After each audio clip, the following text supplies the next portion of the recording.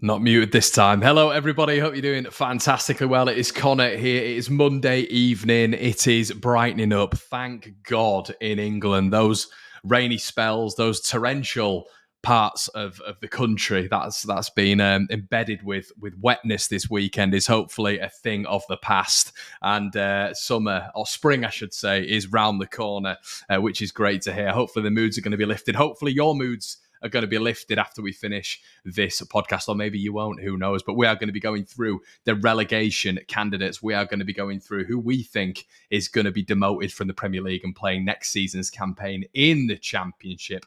This week, we are not joined by Brownie. Unfortunately, he is in hospital. So I'll get on Twitter and give you your good looks and all your love to Brownie and stuff like that. I don't think it's anything serious, which is great news. But myself and Gabe, we're going to be talking you through everything to do with the relegation picture this evening. So without any further ado, and just before we get into a few comments, Gabe, how you doing, mate? How's things treating you in the US? Doing well, my friend. Rumor on the street is that Brownie had a go at Jesse Marsh on the street, and that's what put him in hospital. Is it? Can you confirm? I probably could confirm, to be fair. That is something he would do. Yeah, or maybe he wouldn't do that. I feel like Brownie would be quite nice in person, but something did annoy him about him. But yeah, guys, we're going to be getting into Leeds, obviously, toward the end of the show. But I think it's good to get all the information, collate all the information, get our opinions in here, and yeah, we'll get into a few comments as well. Don't you worry through the video as well. So, evening, Tashin says our players keep getting broken in half whilst on international duty. If we're breaching FFP, we'll be hit with a deduction the moment it was reported. Everton get away with it. Josh says, mate, it's 22 degrees here at 3 a.m. in Australia. Australia's just a joke, and it's always the same. Tuning in at 3 a.m. That's dedication. Yeah, shout out. We have a lot of Aussie fans on here and American fans on here. But Damien Pratt says, no chance Everton or Leicester drop. Too much backbone. West Ham, Forest, Southampton. Luke says Forest. Don't know what happened there. Forest, Bournemouth, and Saints. Evening, Connor. Hope all is well with you. Hi, Gordon. Okay, well, we're going to get onto the non-so stuff in a little bit. We're going to get onto the Verba stuff and the Adams stuff in due course. But we're going to go through the relegation picture now. We're going to look at the Premier League table, and we're going to really figure out where Leeds United and where the other teams in this Premier League campaign are going to be finishing. So, Gabe, I want to start off. Let me just share my screen here. We don't normally do this, but let me share my screen. And we're going to start off with Crystal Palace. What are your initial thoughts on Crystal Palace? Crystal Palace, for me, is a dark... We've been talking about this for a couple of weeks offline, is that I think that not all is well at Crystal Palace. I mean, obviously, that's clear, right? But look at their form. Look at that form table right there. They've just sacked Patrick Vieira, who... 2 months ago, they were praising as a revelation at the manager position. And they've gone with Roy Hodgson again, who, not an ageism thing, but at his age, his last job was Watford, who were relegated. His style of play, I'm really concerned about Crystal Palace and their ability to stay up. They don't have a particularly difficult schedule, but they're one of the worst teams in the Premier League at defending the flanks. So Vieira used to offset that by a solid mid-press and working really, really hard to win the ball back quickly. Roy's teams tend to sit back and hit on a counter. If you're not good at defending the flanks, that could be problematic. And yeah, I just think that big clubs or clubs of any kind have a way of sometimes overthinking themselves into trouble. And I think that they certainly have the talent to stay up. Zaha's been hurt most of the season. It's going to take him a while to find form if he doesn't get hurt again. And if I were Palace, I'd be concerned. Do I think that they should be one of the 3 teams that people put in their going down slots? No, not necessarily. But look at how packed this table is. All it's going to take is 1 or 2 really additional poor results for Crystal Palace, and they can be in a world of trouble. I'm not sure Roy's the man to bring them out of it. Yeah, I completely concur with what you're saying, mate. I understand. I think the fall from grace there would be pretty insane, to be honest with you. But overall, when you actually look at the points, it's insane. And I think we've got a caveat with this. This is the most insane relegation battle I've ever seen in my life. I think it even beats 10 and 11 when Wigan were in there, and it was chaos down there as well. I think this is just absolutely insane. I think we've got to caveat that because there are so many twists and turns that are going to happen with this. Apparently, according to a lot of people, close to home, Leeds United are out of it. Well, if you look at that points tally, we're only 2 points off it. So I mean, it is a huge task for, in my opinion, any team to get out of this, and they'll all think that they're well in it. So, with regards to Crystal Palace, mate, I think that their remaining games is a key factor. I think, with Roy coming in, I think what the chairman, what Steve Parish is hoping for naturally is a managerial boost. I think the positivity about Roy is I don't think his tactical acumen and his coaching acumen is going to be anywhere near the level of some of the real top managers in around that top bracket of the bottom 10. When you're looking at someone like Unai Emery or whatever, and even Lopetegui, probably even Grazia. But I do think what Roy's going to do is he knows the club, and I know this is all very, it's not really tangible things that we can measure here. And I know this is going to absolutely blast your analytical brain, but I'm just looking at more the other side of things.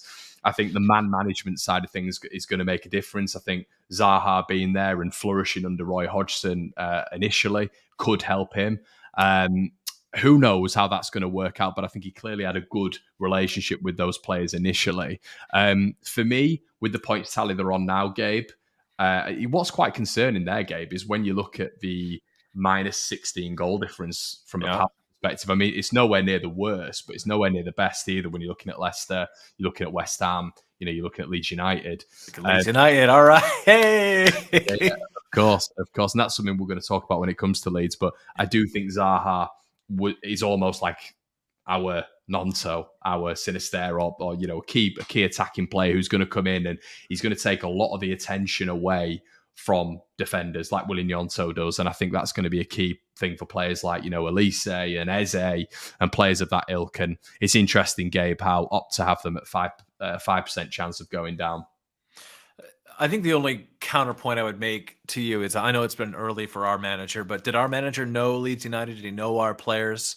No, he didn't. No. It's unusual. It's an unusual situation, isn't it? Very unusual. Yeah. Going back. Well, I think especially because they decided to move on from him to be more progressive.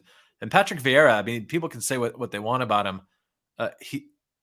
Most of his issues were with the club's leadership, not with the players. Very good manager, Patrick Vieira. So I just think it's a decision that didn't need to be made. Look, if you're asking me to put my money where my mouth is, am I betting that Crystal Palace go down? No. But I think they've cooked themselves into some trouble here that they don't need to be in. And look at that table. If any one of those teams wins a match and Crystal Palace continues their run of form, which is horrific. They've had winnable fixtures in there. They've had difficult ones, but they've had a winnable fixture here or there. They could be in a lot of trouble. So I don't want to harp on them too much, but yeah, I think that this is an unnecessarily drama they've brought upon themselves. Yeah, and it is key to note as well, Gabe, that they've not won a game until prior to the World Cup, which is ridiculous. I mean, you lose that sort of winning, as we've known with Leeds United fans when Jesse Marsh was head coach.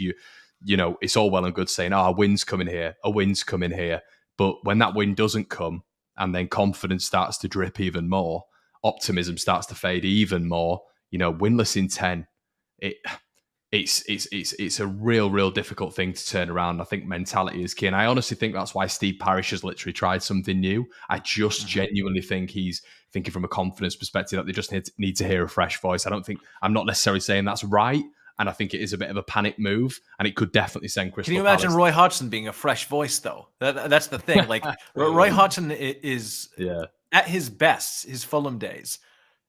He's a very, very safe manager that doesn't like to take risks. I mean, he started Zoltan Giro over Clint Dempsey in the Europa League final. Americans will never forget. Clint Dempsey punched through the glass because of that in the changing room, apparently. It's a good story. But anyway, long story short, for me, it's odd. And I wouldn't have picked Crystal Palace to be in a relegation battle, even with the run of form they were on. If they kept Paddy V, I thought they would have been just fine. And now I'm thinking, well, they've done it to themselves. And look, I mean, we talk about I can't see X club going down, but people didn't see Sunderland going down. They didn't see Newcastle going down. They didn't see Leeds United going down. Big clubs. Nobody's exempt. So I would say I think that they've got, when I'm looking at the next 3 games, I'm looking at Leicester at home, I'm looking at Leeds United away, and I'm looking at Southampton away, and I'm looking at Everton at home. I'm looking at Wolves away. I'm looking at West Ham at home. If they come out of those 6 games on the wrong side and they don't pick up at least 2 wins out of that 6, I think they're in big trouble. Yep. And this is a 100% caveat, because then you've got to look at the teams who are picking up points, potentially wins off Crystal Palace as well, going ahead of them. Leeds United skipping ahead of them. It's Everton doing the same. It's all very, very on an edge, and that's what I think we're discussing here. It's all very, very, very changeable. So the plus side, though, Connor, is if you're into ASMR, you have a difficult time sleeping. Those Roy Hodgson press conferences after the match, they're going to be great. You'll go right to bed. You'll be snoring away. That's good stuff. Yeah, 100%. Yeah, we'll have a look.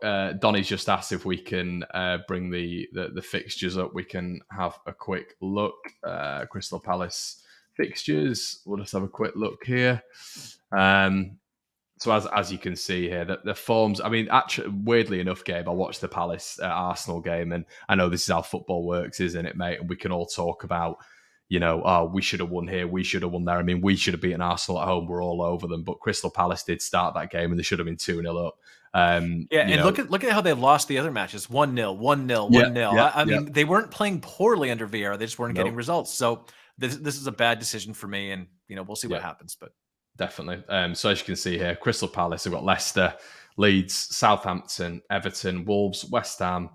And then the last 4 are also quite favourable as well, taking out Tottenham, really. So, I don't think Fulham's a favourable game, but no, it's not a favourable game. But I mean, in our last 4 games, I'd like Fulham to be in there instead of maybe a Man City or a Spurs or or a Newcastle. Okay, let's move back anyway. Yeah, we'll try and get some of the fixtures up, everybody, as well. So Wolverhampton Wanderers. Justin says smash a like as well. Yeah, guys, 400 of you in the build. I know it's after work, but really appreciate the like. It is free. Okay, Wolverhampton Wanderers. Do you want me to kick this one off, Gabe? Yeah, or do you want to go fire ahead? Okay. Very interesting, Wolves. Very, very interesting. Yeah, I'm not on the fence with them, but they could, for me, 100% get relegated from the Premier League this season. I think they're so inconsistent. The Bournemouth result, the Leeds result, intertwined with them beating Liverpool, intertwined with them beating West Ham and Spurs. It shows they're inconsistent, but at least they're still picking up results and scoring goals. I think they've got some fantastic form at Molineux, take out Leeds and Wolves under Lopetegui. Against us, I did see severe problems once again with them scoring goals. Sarabia missing an absolute sitter, Jimenez missing a sitter, and their XG was above 2.5. Once again, this is what we've seen all season with Wolves. I believe they're the lowest scorers in the Premier League, which is a serious problem when you're talking about relegation. I do wonder, Gabe, if the tantrums that they've been having about referees are going to play into their favour. Is it going to work against them? Is it going to play into their favour? That's something to maybe take into consideration. Well, there's a conspiracy, Connor. Didn't you know that? Exactly. But they should have had a penalty in the first 13 now. Sorry. But I do think at least against Leeds, they were still creating chances. I think Lopetegui's managed to get 17 points when he's been in charge, which is a big turnaround. Yep. And I also still think, and you saw this against Leeds, still the players coming off the bench, they do have a lot of depth for me. And when you're looking at players like Neto, coming back into the fold, still got like Daniel Pedence, Ruben Neves, who showed what a class act he was against us, Jean Moutinho. I think Wolves will have enough. I don't know about you, Gabe. Yeah, I don't have much to add on top of that. I think that they've got good players, experienced players, very talented players. They've got a good manager. I mean, the problem is they don't have a clear-cut goal scorer. I mean, the number 9 situation for them has been difficult since Jimenez got hurt. And he hasn't been the same player. I think everybody knows that, which is unfortunate. Yeah, I think that Wolves should be okay. Again, none of these teams we're talking about have breathing room, but I don't think they have winnable fixtures there. And for me, it's, I just don't see. Also, how often this season has Liverpool been like a mirage game for all these like bottom half teams where they go and beat Liverpool? I also feel like I don't know about you, but I feel Liverpool have played Wolves about 40 times this season. Yeah, It's quite a lot. Yeah, they should be fine. I mean, again, it's weird to talk about with the table being so bunched up, but eventually you do expect the quality to win out, and Yeah. I think that Wolves have more quality in their side than the three sides that either you or I picked to go down. So.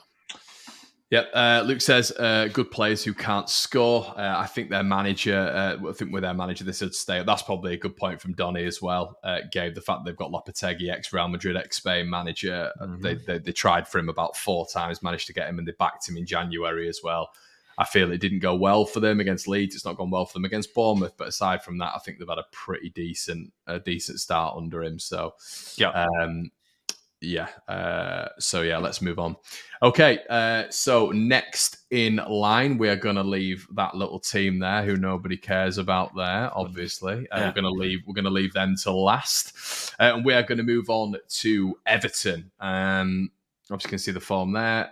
Not 1 in 5. Sorry, that's the other one. 1-1 in 5, which is kind of just standard form when it comes to the bottom teams. Gabe, do you want to fire off with Everton? Yeah, I imagine you're going to echo this because we've heard you say on the show multiple times that Dyche has brought in a siege mentality. It's maybe the worst football to watch in the Premiership right now, but it's effective, especially at home. They play around slowing things down and making it anti-football and trying to score on a counter, which they have players that can do that. They'll survive only just, and I think the problems that Everton as a football club as a whole will continue. But I think they'll probably stay up because of their home form. Yeah, I echo that, and I've got a lot of that down. I do think, strangely, they've got more than enough. Like, I still look at the depth, and even when Yerry Mina is injured, they're still able to. And a lot of people might not think this is good quality, but they're still able to bring in, Ben Godfrey off the bench, and I still think that's a really decent Premier League replacement. And I think Onana in the midfield is a very, very decent player. I think will be a better club soon. I think Damari Gray. They always seem to have this one player, Everton, who they can rely on every single season. It might be Dominic Calvert-Lewin, it might be Richarlison, it might be Anthony Gordon, and I feel Damari Gray is almost going to fill that void this year. Yeah, I know he's not listed, but he still caused a lot of. He caused us a lot of problems anyway. I'm not saying that's the yardstick, but he did. No, I just envision the player, and it gives me the ghiblis. But yeah, I think it's I think they'll have enough. But it's interesting seeing the next 6 games, Gabe. I'm going to throw these at you, the next 5 games anyway. And for any other team, and I'm not saying Everton are world beaters here, but Tottenham at home, Man United away, Fulham away, Palace away, Newcastle at home. Now, for a lot of teams, that is a very, very difficult next 5. And I still think it will be a difficult next 5. I do still look at Everton, and I have said the same thing for 2 years when Everton have been in the relegation battle. I still think Tottenham at home is going to be another classic Everton towards the back end of the season, 1-0. Where the ball's launched into the box and it goes in off James Tarkowski. Tottenham struggled to get any momentum, and the Goodison crowd were on top of it. We've seen it all the time for Everton, by Everton in the last 2 years. I think, however, you look at those away games, 3 consecutive away games, Man United, Fulham, Palace, who you'd expect to turn around a little bit, and then Newcastle at home. They are not easy fixtures. And I think, I mentioned Goodison being a fortress, but Newcastle going to Goodison, I don't think Newcastle are a Spurs, are they, Gabe? It feels at the minute that Newcastle's mentality is so strong that they could go anywhere and get a win. I think Spurs are just so fragile at the minute. So who knows? These next 5 could be a real problem scenario for Everton. Newcastle, for me, I've watched them a lot recently, and they seem to have lost a little bit of what they had in the first half of the season. I mean, they're still, a top, top 6, top 7 team in the Premier League right now. Yep. So they've got talented players. I just think that it really depends on what happens with Tottenham. If they get the Conte's gone burst and suddenly the players decide to stop bottling it and perform, I mean, it could be ugly for Everton, right? And then they're right back where they started. But I think if you're Everton, you probably have to win that Crystal Palace game. Yeah, I think you have to win the Palace. And to be fair, I did say Fulham away, and it's actually Fulham at home. So Fulham at home? Okay, yeah. Then one of those 2 games, I mean, especially if they manage to win 2, then they'll be fine. I think You could I see, just think you're right about. you could see him getting a cheap draw at Brighton as well, couldn't you? And maybe a little scabby win at Wolves. And I just can see Everton getting enough points now. To be honest, not say they won't thrill anyone in these games. They'll all probably be set pieces. But I think, do you know what, Gabe? You made a really good point there, and I've actually got it down on my on my sheet here. The issue is with Everton, it's their future. So they'll have this bounce at every point in normally with Everton's recent history as well. I say maybe the last 2-3 seasons, they have this point where they all galvanise. Goodison gets together. Goodison keeps Everton up, and in my opinion, Everton will stay up. The problem is it's going to be the exact same scenario next season. They'll have the same ownership, the same players on ridiculous contracts, on ridiculous wage structures, points deductions in the background, and when you've spent the difference between Leeds and Everton is people, maybe Everton fans will come on here and say, well, what about Leeds? You're in the same position. You're fighting relegation every single year. True, but we also haven't spent close to $1 billion on our squad, which I think is the massive difference. I think with Everton, I know I've already brought up Sunderland, but Everton are having a season that feels a lot to me like the year when Sunderland went down. It just like big, massive club, used to sort of mid-table finishes, had a string of managers that didn't quite do it for them, have enough players to stay up, but something just seems rotten at the base of that club. Yeah. Sean Dyche seems to be, I make, him going to your local chippy jokes all the time, but he really is like, he'll just get on with it and he'll just focus on getting the players ready to play. And again, I think it's a horrible brand of football. It's really hard to watch. Some of just the most unattractive football you'll ever watch, but it frustrates better sides. And you bring a guy like Sean Dyche in to scrap away results. So to scrap results, not away results, but to scrap results. So yeah, I think we agree that they probably should stay up. But again, it's who knows?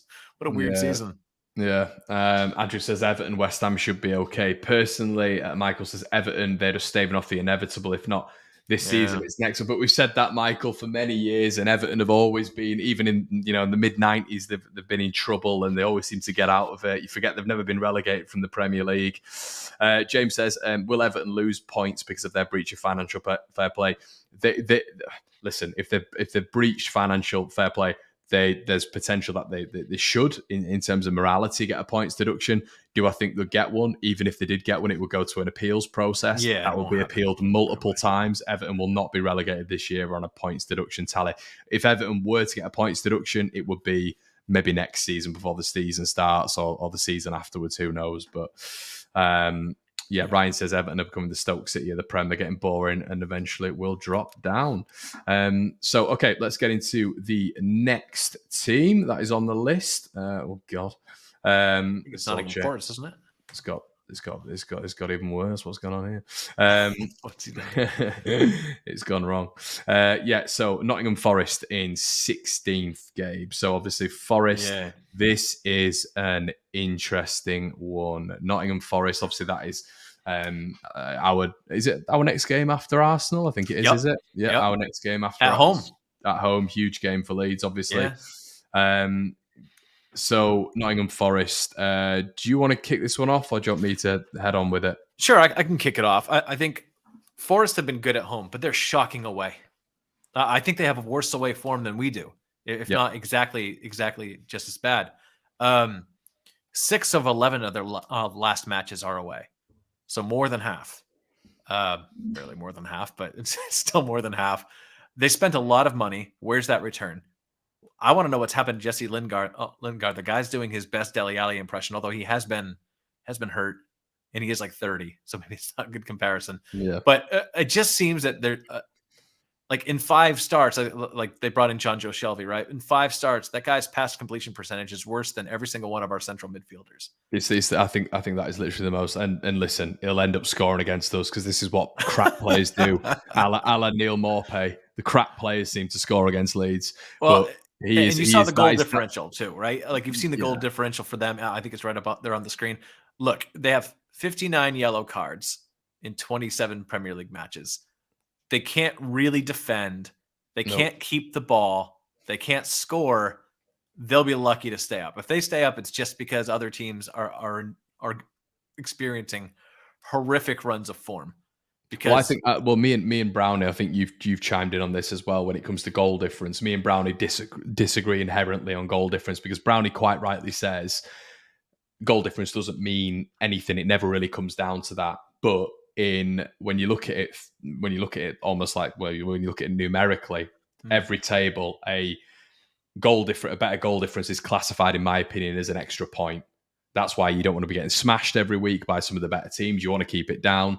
And if it ever does get to that point, which it nearly did last season, you've got that insurance in goal difference. So I think goal difference is absolutely massive. Now, also the problem is, teams like Leeds United, as I've just said, teams like Leeds United who are on, let's say, the same points as Nottingham Forest are gonna finish higher. One add one is two, etc., etc. But the point here is Nottingham Forest goal difference is horrific, and quite right with what you've said, Gabe, in terms of their away form. Forest are rock bottom of the away chart, and at home, these are the games that they've got at home. They've got Man United, they've got Arsenal, Southampton, which is going to be a tricky one. It'll be a tight one. We know that it's a relegation dogfight, and they've also got Brighton.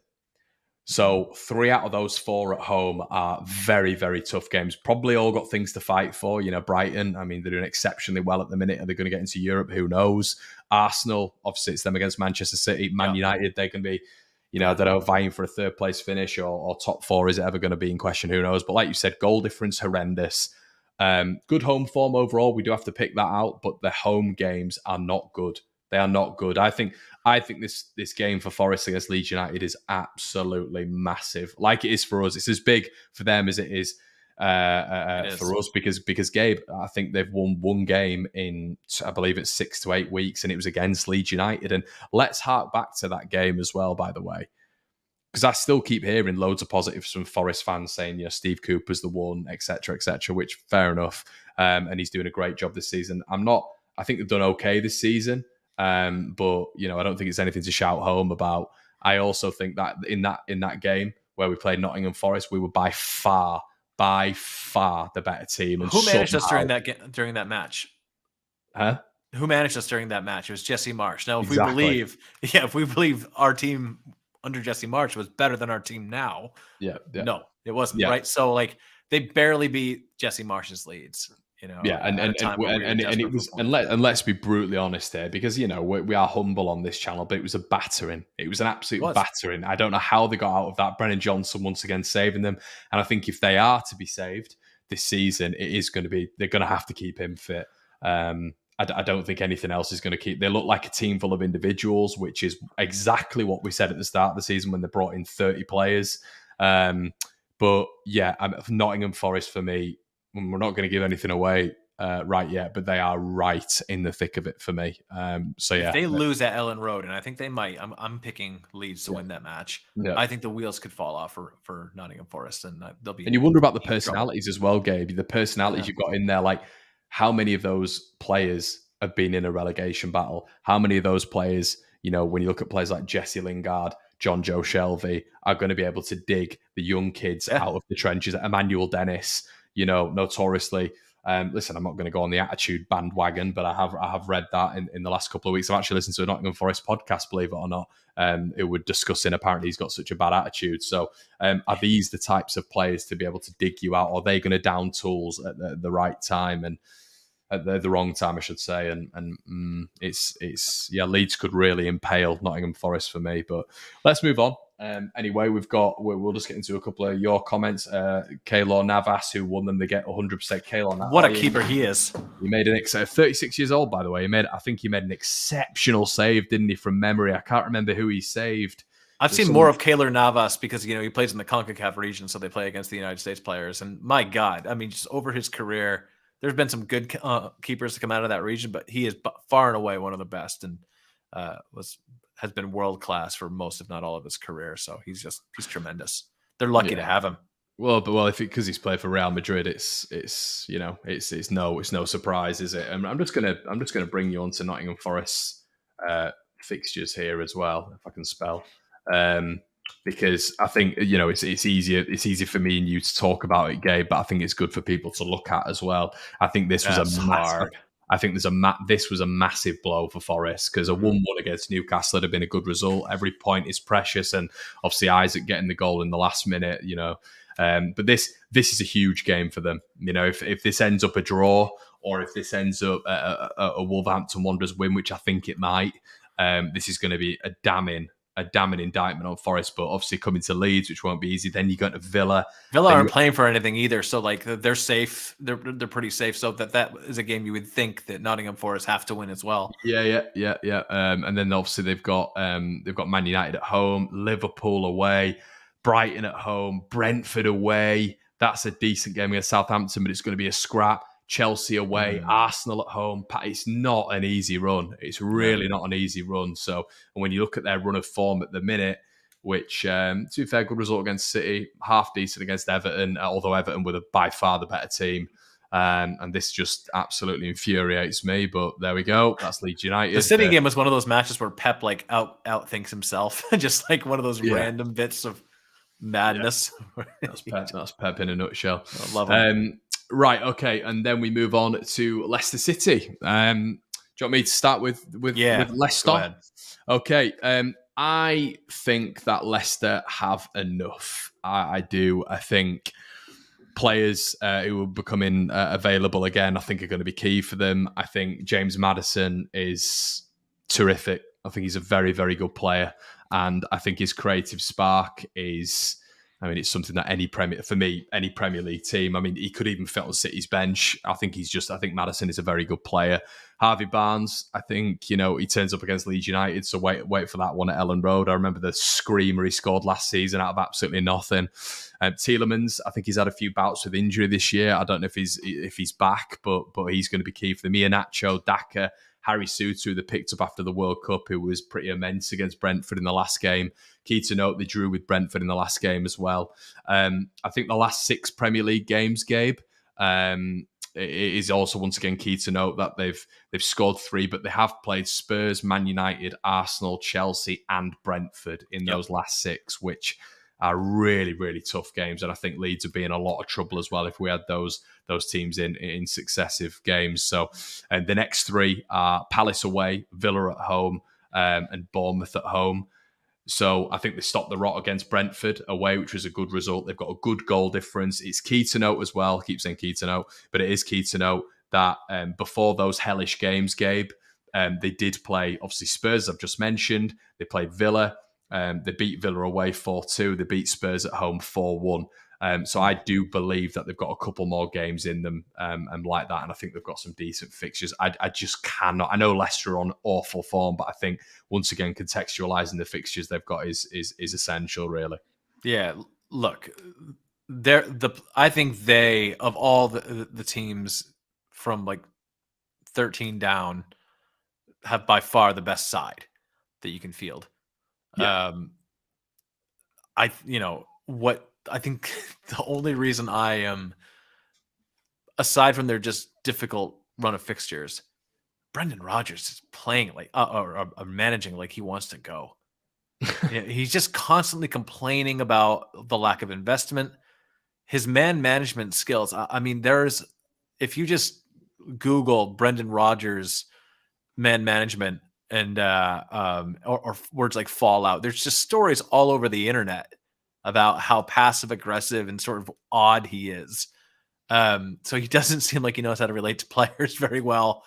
Doesn't really talk to them. When you're in a battle like this, especially with pros that are proud, like he's been doing this yo-yo, drop him and then put him back in the side thing with Maddison for years now. It's bizarre. So I don't know. They'll be fine. But I suppose I could rant about this, but is there any manager in recent memory that's been given so much throughout their career as Brendan Rodgers has and has done so little with it? Brendan Rodgers for me is the reason they're in this mess. Yeah, I think I'd agree with you. I think it's going to be curtains for him at the end of the season as well. They've got too good a squad, mate. They've got too good of a squad. I don't think their investment in the side's bad either. I think Daka's a really promising young player, obviously from the Red Bull network. I think Harry Souttar's going to be a really top defender in the Premier League. Maddison, obviously, if they manage to keep hold of him, Harvey Barnes is still young enough to have a lot more years where he's he's decent in the Premier League.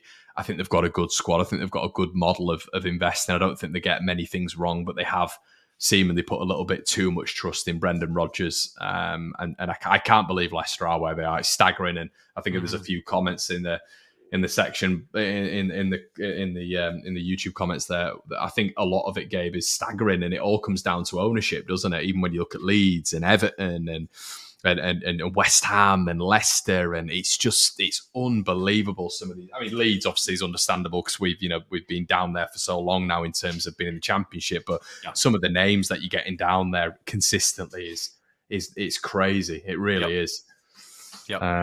But yeah, as Roger says, who said this team is too good to go down? So I do. The thing is with that, I think people do dine out on that sort of way of thinking a lot. It's like, no team is too good to go down. Well, it normally works out like that. Teams are too good to go down, unfortunately. Like, there are rarities, of course. There are Leeds United in 2003, Newcastle's team with Kevin Nolan, Barton, etc. West Ham's team when they went down, of course. But invariably, teams are too good to go down, like, the quality of player they have on the pitch, because they just create moments and they're able to keep that team up. Unfortunately, just that is what it is. Right. As Leeds says here, the Prem is ruthless when it comes to relegation. Okay, let's move on, and we'll go to the bottom three. No, we don't want to go up there. That's too nice. So West Ham, just staggering. I don't understand this one. I don't understand. How are they in 18? Yeah, this is. I mean, especially with the season they had, the couple of seasons they've had under Moyes, it is. I mean, 6 games they've won. They've won as many games as Leeds United. Unbelievable. And I don't know if you thought this, Gabe, but somehow we let them back into the game. I mean, it's a classic under Marsh, wasn't it? But at Ellen Road, when we let them back into the game, and they'd lost 5 on the bounce, and they were. I mean, you've seen West Ham teams come to Ellen Road in the past couple of years, and it's always been tight. But they've been good. They've been good teams, and I thought West Ham came to Ellen Road and they were terrible. They were absolutely awful. A fantastic Skamaka finish that I believe equaled the game, but I mean, the players that they've got at their disposal. I mean, even when you just look at Ben Rama, Bowen, I know you're not a massive fan, but Declan Rice was superb the other night. Apparently, Arsenal. I have revised. Don't slander me on the internet. I've revised my opinion of Declan Rice because I thought he was like 27. No, he's like 20. He's like 22, 23. I still don't think he's worth 150 million pounds, but still, he's very good. Yeah. Nidar says, West Ham look the most likely to have down tools. The squad shouldn't be anywhere near the bottom 3. Josh is. This is an interesting point here. Rice has hit foot out the door, and I think it's interesting because Rice has almost said in plenty of press conferences that he wants to win things, and he wants to be at this stage in his career. He did it like very famously about a month ago, and it was, I think West Ham fans understood why he was saying it, but it's just at the wrong time. And I gotta say, Connor, if you want to win things, start by winning the games that are in front of you. That'd be nice. And he's just not. This season he's been nowhere good enough. He just hasn't to his standard. Like, if we thought Declan Rice was a bottom 3 sides of the Premier League central midfielder, then fine. But he's not. He's a very, very, very good player.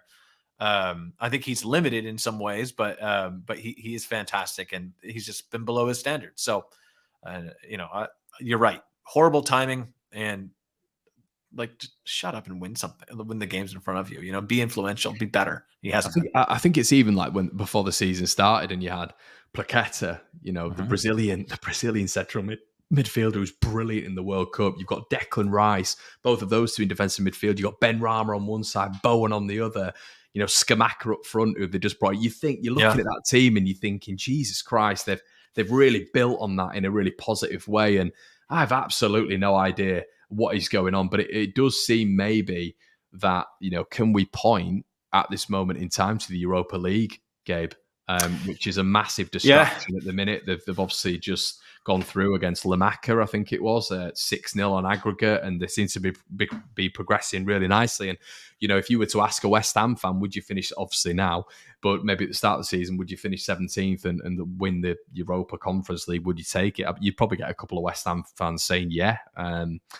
So yeah, it's an interesting one. I mean, I don't really know what you want to say about West They Ham. have some guys that have seemingly fallen off a cliff as well in terms of their performance. I think that Rice isn't one of those players, but I think Antonio hasn't been good enough this season either. There have been years where he's just been a menace, very difficult to handle. Physical tools, intelligent player. It just hasn't been there for me. Every time I watch West Ham, I'm waiting for them to start playing. It's weird. And one thing I will say about David Moyes, good manager, but doesn't always necessarily know how to get the best of his out of his team in a relegation scrap. There's a comment there that says Moyes is clueless. David Moyes is the only reason why West Ham had a resurgence. Yeah. West Ham. There's a lot of recency bias, isn't there? Right. I think in football, West Ham was down in the bottom 5 year after year after year, and then David Moyes gave them some actual hope. So recency bias, but they're, again, tired cliche. They're too good to be 18th, but here they are. Maybe they're not too good. Well, we'll find out. But but when you look at their form, a draw, a loss, a win, a loss, a draw, if they continue with that, they'll. Yeah, and I think once again, when you look at their fixtures, I think they're pretty. The next two are pretty big. Yeah, I mean, they're huge. I mean, obviously you can see them dished out with Europa League quarterfinal. Bloody hell, didn't realise that. But which can be a massive distraction. You can pick up injuries in these competitions, like we'll get onto in a bit. West Ham against Southampton, West Ham against Newcastle, Fulham as well. You've got to be looking at these three and thinking, Bournemouth down there as well, Palace. I mean, West Ham should stay up. They've got to start picking up. And listen, it's interesting though, Gabe, because a lot of their fans, I've been in preparation for this. I've been listening to a lot of their content, and they are convinced it's between them and Leicester. They are convinced, which is really interesting. Really? Listen, but you still look at those. You look at West Ham there with 26 games, Everton with 28, and there being 2 points in it. In terms of games in hand. And I know you want points on the board. This is what we were all saying last season, wasn't it, Gabe? Yeah. Remember, between Leeds and Burnley, when Leeds had the points on the board, but Burnley had the games in hand. And we were all saying, you'd prefer the points on the board. So, another key thing to note, a little bit of a tester for you, Gabe. Do you know what that win was, West Ham? No. They beat Nottingham Forest 4-0 at home. So there you go. Okay. Bournemouth. Bournemouth. Well, with Leeds, when it comes to the most wins in the last 5, when you're looking at the form table, when it comes to that bottom sort of 8-9, I think, is it the Vitality Stadium? I think the Vitality Stadium, they've not had a bad record there this year. I think they've made it a little bit more of a fortress than they have done in previous seasons. They've just beaten Liverpool.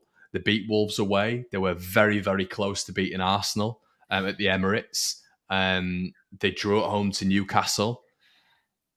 Gabe, I've been going through these results, Leeds' results, and I've actually given us 14 points out of all the fixtures, which I think keeps Leeds up. Well, we'll get on to that in a little bit. That's what I said at the fixtures about 3 days ago. But I actually had this game as a typical Leeds game that we've seen throughout the years, where we go to Bournemouth and lose 2-0. I saw that. I said to myself, Connor's PTSD is acting up again. Yes, it is. It's from previous Leeds trauma. 100%.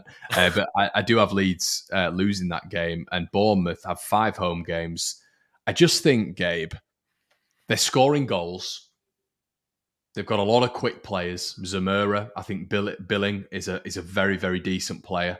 Solanke, I don't think he's prolific, but I think he's a focal point. Anthony, the little Brazilian they've got as well, who looks like a real player. They've got a couple of unknowns in there. And I really don't think Bournemouth are out of it. And listen, you're going to hear my relegation 3 at the end, but I think they are a massive, massive wild card in this relegation fight. And once again, I've been looking at a few other fan channels, and there's a lot of fan channels who are thinking Bournemouth are going to get out of it. I think the only thing that's maybe going to let them down is Gary O'Neill. Yeah, that is my point. It's a caretaker manager. He's a full-time manager now, isn't he? Yeah. Is he going to have the nous and the experience? You look at someone like Javi Gracia, who's guided 2 teams out of relegation scraps. This is his first role as a manager. Yeah. That's O'Neill, by the way, not Gracia. Yeah. But yes.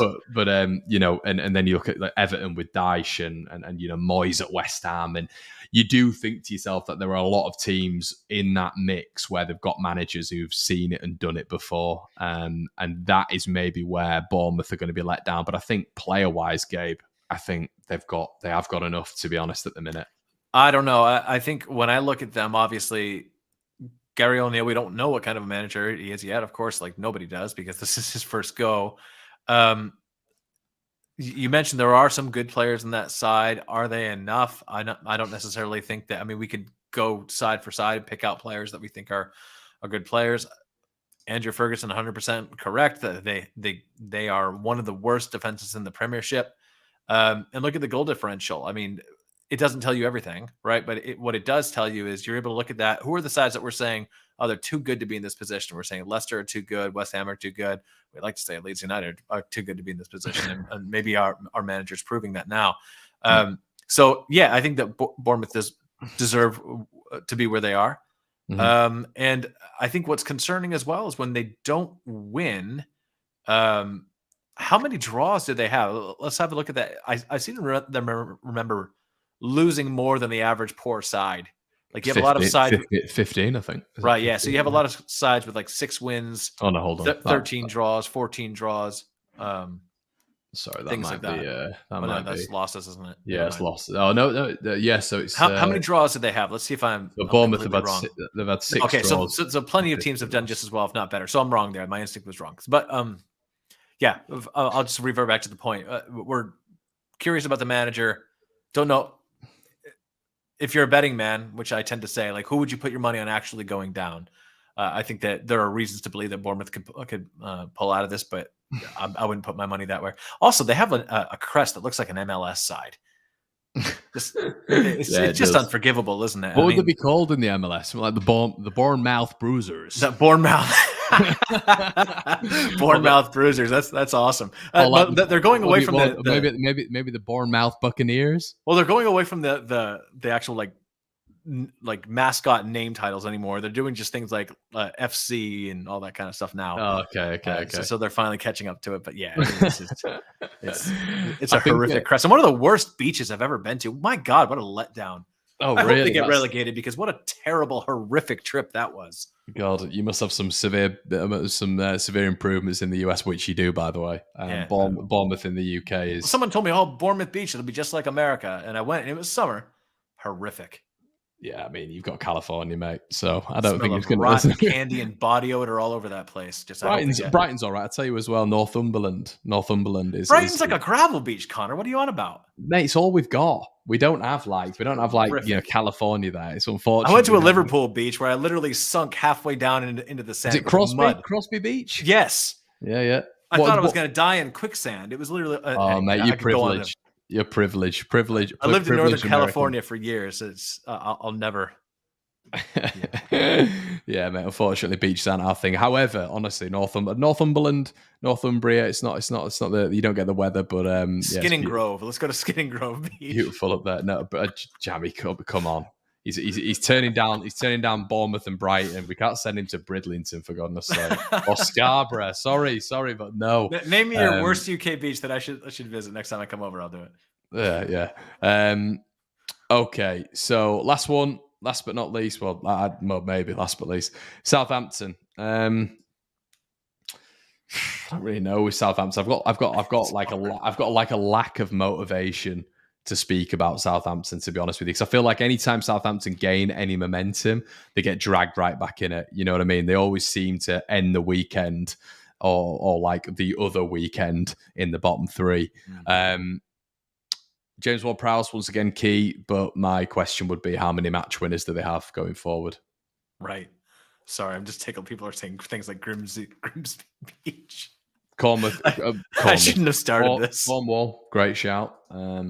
Yeah, Clee thoughts? Cornwall was No, nice. no, absolutely not. St Ives. Skegness. Did you go to St Ives? No. Well, this is it. Don't start judging UK beaches when you haven't been to St Ives, mate. Listen, I actually agree with you about Southampton. I mean, for a while they had maybe the worst Premier League manager I've ever seen in Nathan Jones. that guy's interviews were better than Jesse's. They were just gold. But yeah, I mean, they do like every time I watch them, I have to say their football isn't terrible. No, it's not. It's decent to watch, and they do have weapons. I mean, how do you get out of a relegation scrap, right? You shore up the defense, and then you score on set pieces. They have a great set piece taker, one of the best. So I don't know. I mean, for me, I think there's.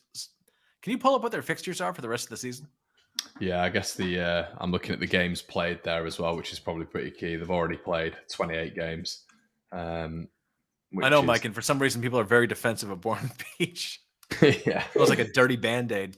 So yeah, obviously they've got less games remaining, still in the bottom three. West Ham away, which is definitely winnable. Definitely winnable. Man City at home, they've beaten Man City at home in the cup. Not going to happen again. Pep's not going to let it happen twice. Which was ironically, I believe, where Calvin Phillips started. It was his first start. Southampton, then Crystal Palace. Massive games there. Bournemouth. So you look at just this bit here, Gabe, where you look at West Ham, West Ham, Palace, Bournemouth, Forest as well. They have to have their purple patch. I guess everyone does now, or we're out of fixtures, aren't we? But yeah, I mean, they could do it. They could do it. And then Fulham at home as well. They've definitely got some decent fixtures there, 100%. Listen to us. They could do it like it's a little engine trying to climb up a hill on an old track. Good fixture list, that, though. Good fixture list. I think I want them to, provided, of course, Leeds United is safe. I don't want them to survive so we go down. But I think I want them to survive watching them play. They play good football. There's a lot of effort there. I just think that they've had two managers this season that, for me, weren't doing it. And I don't know. I think that they have enough there, but we'll see. I mean, I think a lot of the teams up there have a more winnable games for them, but they'll have to do it, right? And they've only won one in their last 5. So, the time to do it is now, I guess, for everybody and them. Okay. So now we're going to move on to Leeds United. I guess we can bring in everything that's sort of happened in the international break here as well, with obviously the not the news that the rumor or anything like that, but it looks pretty factual at the minute. Willie Gnonto, I mean, someone tagged me in a video earlier on today, Gabe, and he can't. It looks like he can't stand on his ankle.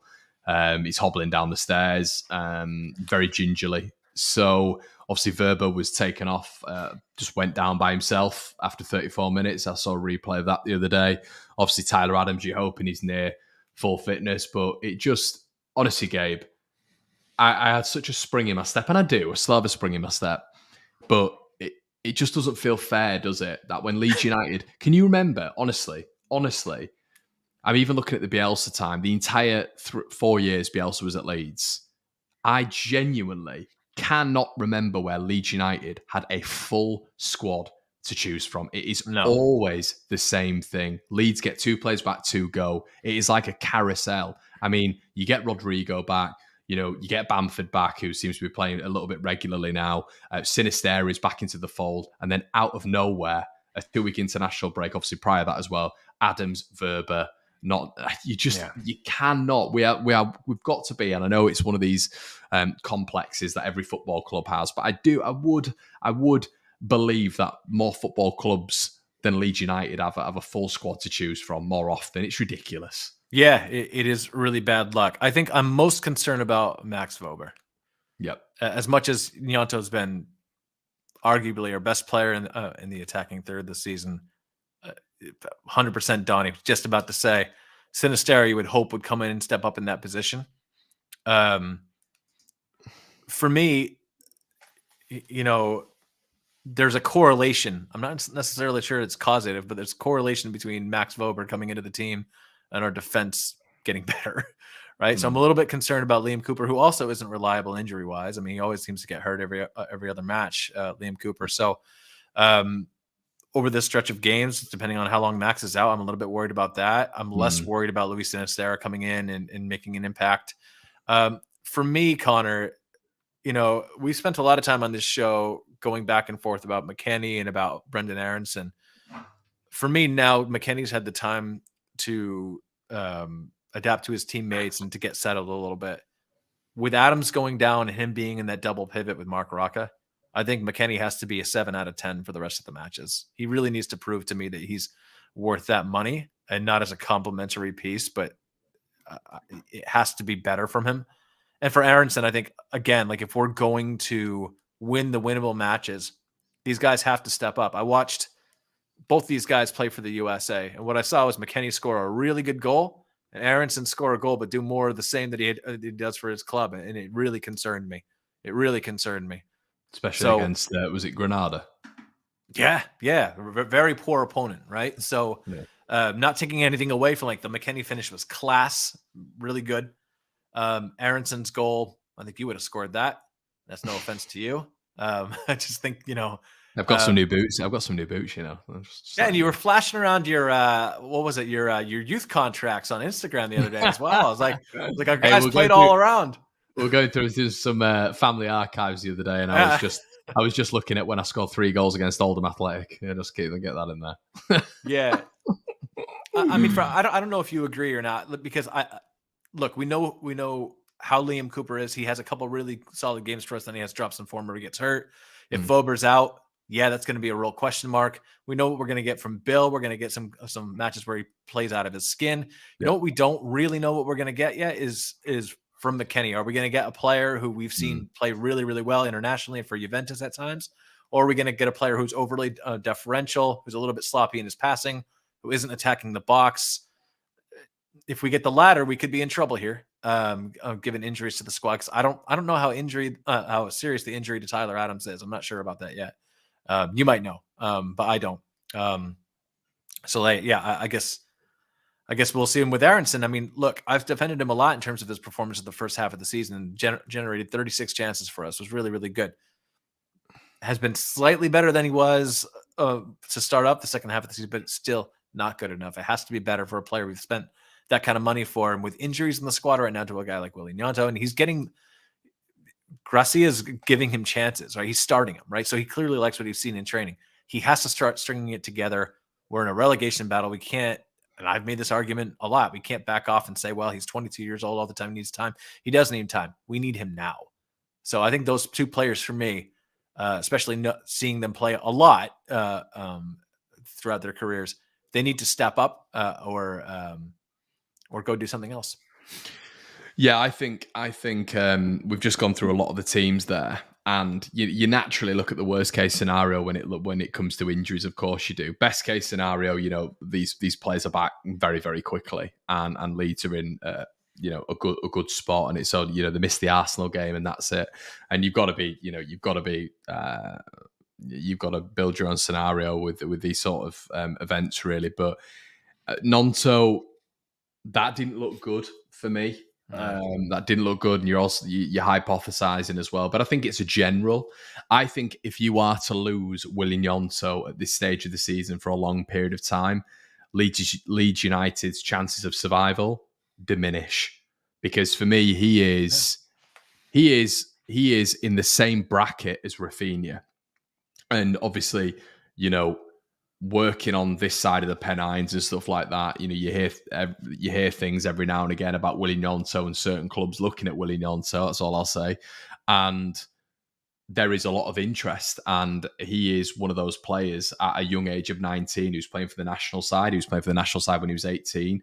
He is every team's attention when they play Leeds United.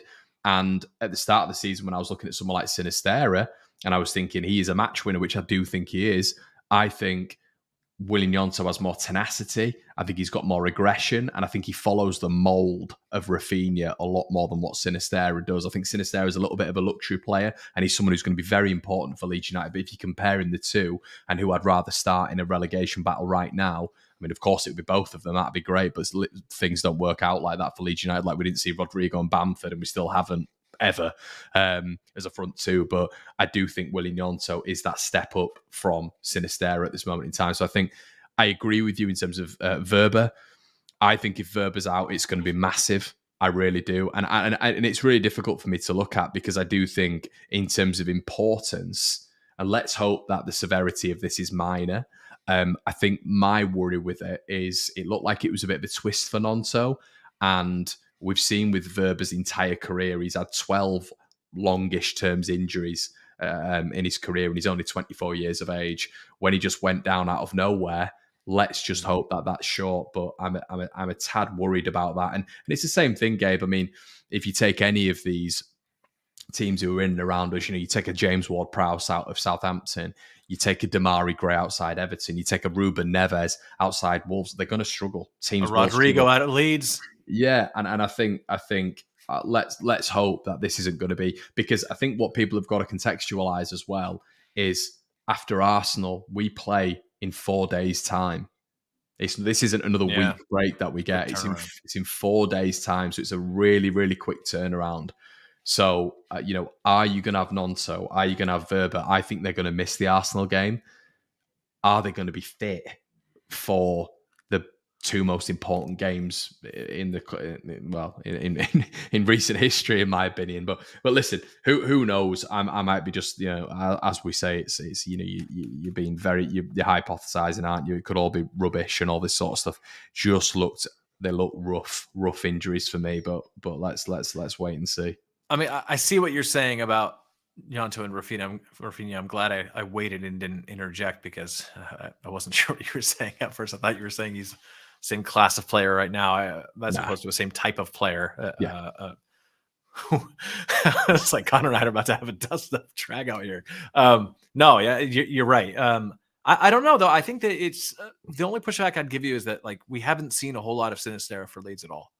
Right. But that's the problem, isn't it? It's the dependability. Are we going to have him for the remainder of the season? The guy's littered with injuries, isn't he? You like to think that given the amount of time they've given him to get back, to fill the gaps right now, it could be good. And he could be really impactful. Or we may end up going with a Harrison, Somerville, and Aronson attacking midfield trio.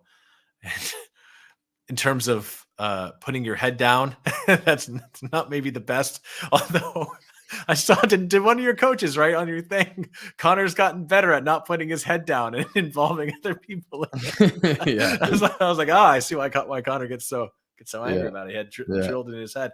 No, we'll see what Garcia decides to do. But yeah, I just think for me in terms of play with where the level of drop off from player to player. I just think the level of drop off between when Vobers come into the team versus going with other center backs, whether it be Llorente or Liam Cooper, versus Gnonto, who has had a good season for us. I think his performances have dropped off since when he started getting time under Jesse Marsh.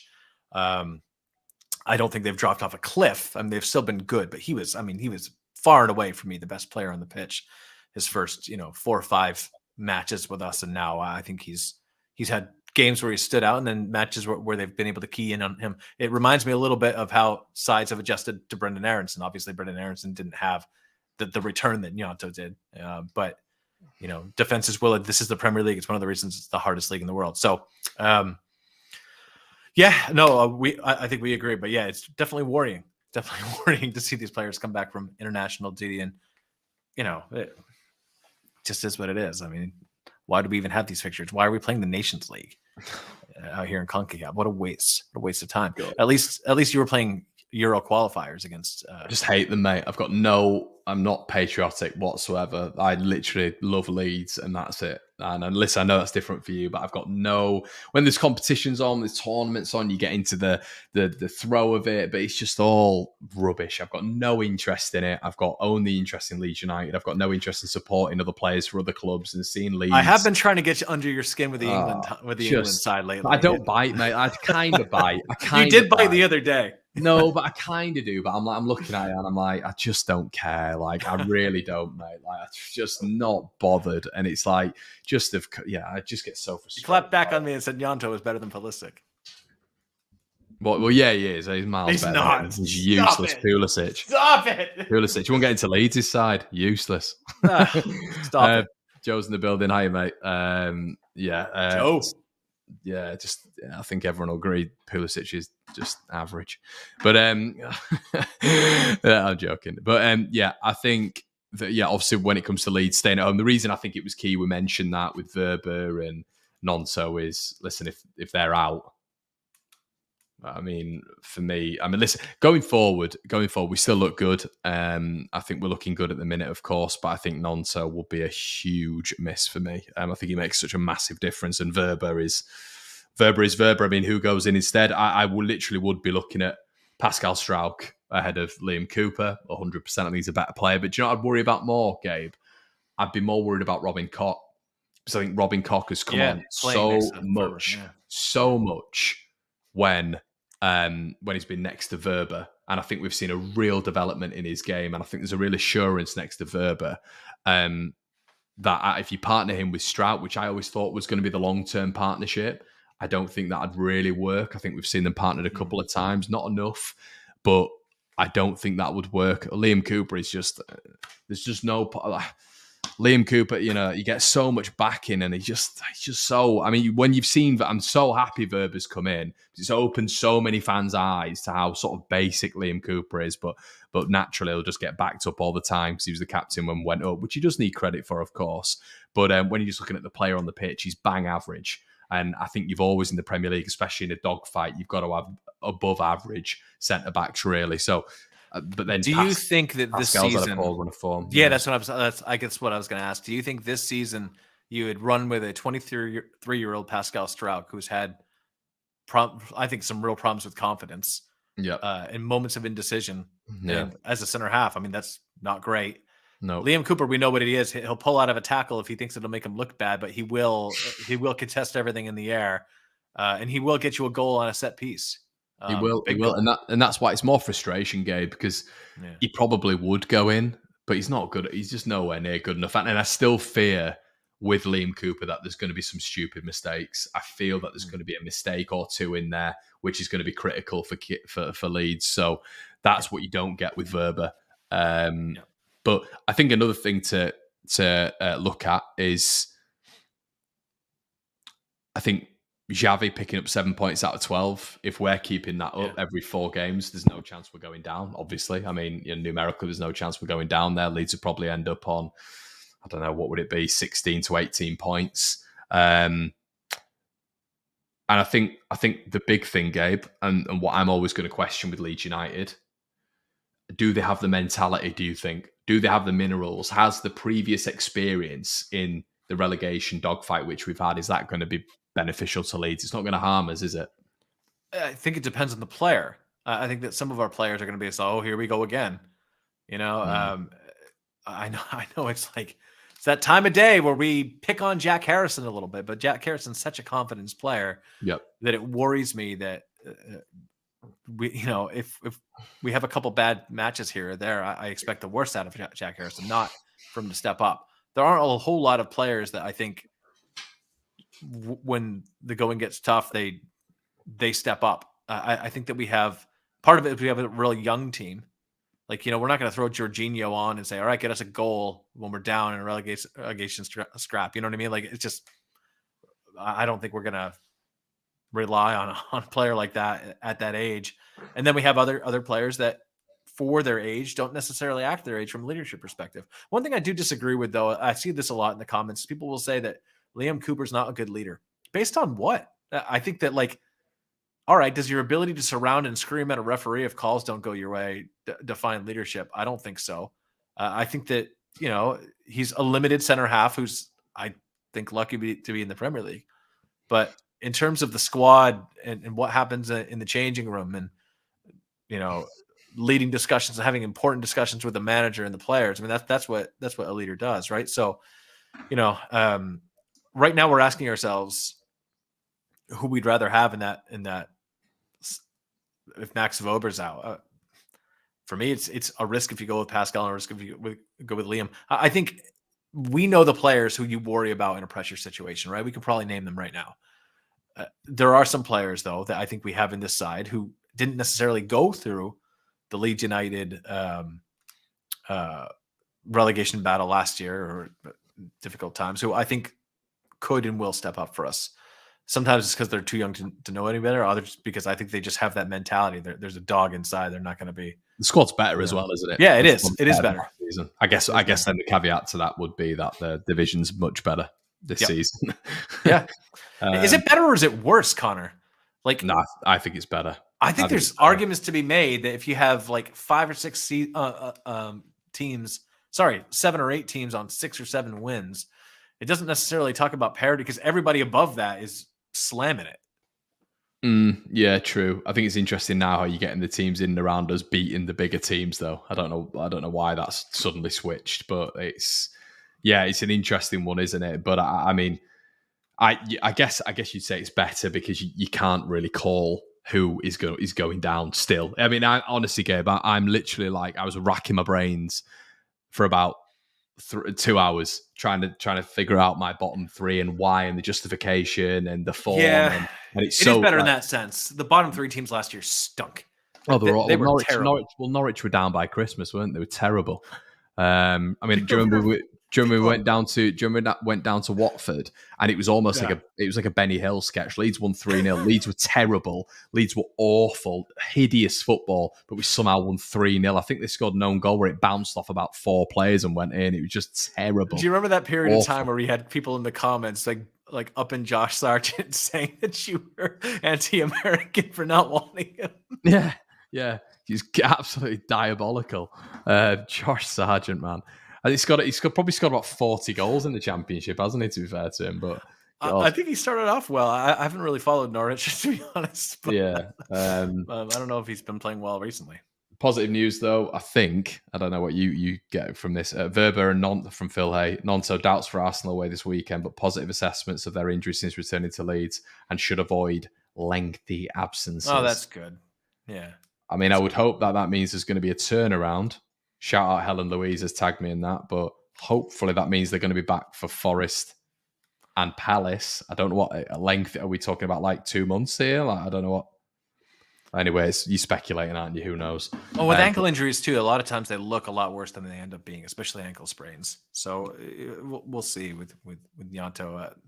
I'm not sure with Vober if it's a hamstring issue. He's had a lot of them, so I'd be worried about that. Yeah. Yeah, and I mean, overall, I think when we're talking about Leeds as well, I do think we're going to just have enough. I think the Wolves result was massive. It was absolutely massive. Huge match. I still don't think Leeds are going to beat. I mean, I think I might have said it on a stream, but I think I have revised it. I'm still not 100% sure we're going to beat Palace and Forest. I don't think the Premier League works that way. And Leeds United, I'm not sure the Premier League works that way. It doesn't work that way when Leeds are involved. Like a magic wheel somewhere that's being directed by football gods that won't let Leeds win 2 matches in a row. It's three. What would that be? If we lost to Arsenal, that's 3 out of 4 wins for Leeds. I just can't see that, to be honest with you. Like we haven't just suddenly. Connor, you got to believe in something someday, my friend. I do believe. I believe we're going to stay up, but I just don't think. I don't think Leeds are going to. You do believe in these football gods that just won't let it happen. You're a football atheist with me, Connor, and believe that we can do it on our own. All these years of just following this club, but battles. But yeah, no, I think we're going to have enough. But I do think there might be a draw in there against maybe Nottingham Forest, which would be so Leeds. But it's me doing the thing again where it's like it's just Leeds. That's so Leeds at the new name of this channel. The new names of the channel, yeah. Let's see. Jack's giving me a bit of backing. Top man, Jack. Connor's realistic. Won't win both games. All right. Then again, Connor. Some fans think that if I don't say we're going to win, honestly, I said that we're going to stay up on Twitter. Give us a like if you think Connor's too negative. Yeah, give us a like. Yeah, it'll be the most liked video. Yeah, give us a like if I'm negative. But yeah, I literally put we'd stay up on 14 points. Bearing in mind, I got in there a draw against Liverpool. I got a draw against Spurs. I think I got a win against Fulham away, and someone turned round and went, "You're so negative. How do you not think we'll beat Forest?" I'm just like, well, we'll still make up the points and still get some good results against big teams. But yeah, anyway. So anyway, mate, let's get to the final curtain call. Who are your bottom three from 18th? We'll go 18th, 19th, 20th. Forest 18, 19 Bournemouth, 20 Southampton. Okay, I have the exact same bottom three. I'm going to go, get yours in the comment section below as well. Bournemouth, I've gone 18th. Southampton 19th, Forest bottom. Forest bottom, really? You know what? There's a logic there because their fixtures are very, very hard. I think Forest will finish bottom. Yeah, I do. I think they're in big Steve trouble. Cooper for the Tottenham job. Yeah, upping himself like he's been linked to it. Yeah, that doesn't mean that'll happen, by the way, because I'm rarely, with other clubs, I'm more right than I am with Leeds, but I don't know what that says really. But yeah, give us a bad prediction for Leeds so we know they'll do better. We'll stay up. Listen, I'm trying to get likes on the video. I'm gonna start making negative memes. It'd be amazing.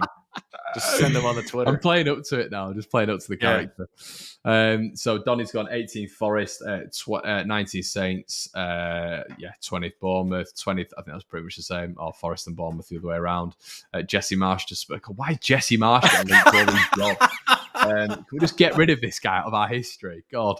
I can see only 8 to 10 points still. Very worrying. See, I'm not the most negative. 14 points is pretty decent. But yeah, 8 to 10 points.